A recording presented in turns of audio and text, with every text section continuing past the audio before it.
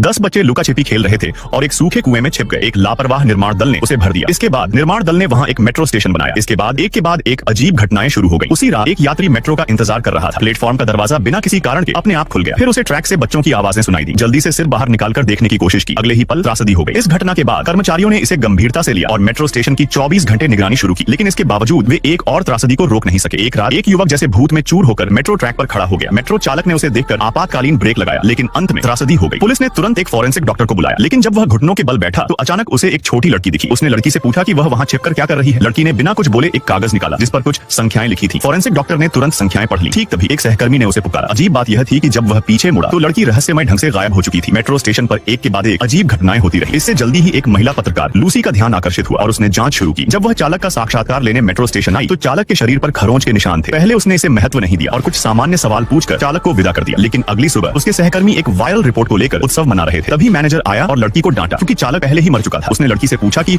उसने झूठी रिपोर्ट क्यों दी। जब लड़की ने पिछले दिन की निगरानी फुटेज की जांच की तो वह दंग रह गई। स्क्रीन पर दिखा कि पिछले दिन के साक्षात्कार के समय उसके पास वास्तव में कोई नहीं था। जब पत्रकार इस बारे में उलझन में थी तभी एक महिला डगमगाते हुए मेट्रो स्टेशन के रेस्टरूम में घुसी। उसी पल एक और अजीब घटना घटी। छत की लाइटें अचानक टिमटिमाने लगी। महिला अभी भी अपनी बदकिस्मती की शिकायत कर रही थी, लेकिन अगले ही पल वह जैसे पागल हो गई और एक रहस्यमय शक्ति द्वारा स्टॉल में खींच ली गई। सुरक्षा गार्ड ने अंदर से चीखें सुनी और रेस्टरूम की जांच के लिए दौड़ा, लेकिन जैसे ही वह पहुंचा उसे एक बच्चे की आवाज सुनाई दी। कुछ गलत होने का एहसास होने पर वह जल्दी से आगे बढ़ा, लेकिन उसी पल आवाज रहस्यमय ढंग से गायब हो गई। यह समझने के लिए कि क्या हो रहा है उसने धीरे से नीचे की फांक से झांका। जो उसने देखा वह भयानक था। रेस्टरूम की लाइटें लगातार टिमटिमा रही थी और एक पुरुष और एक महिला रहस्यमय ढंग से रेस्टरूम के अंदर मर चुके थे।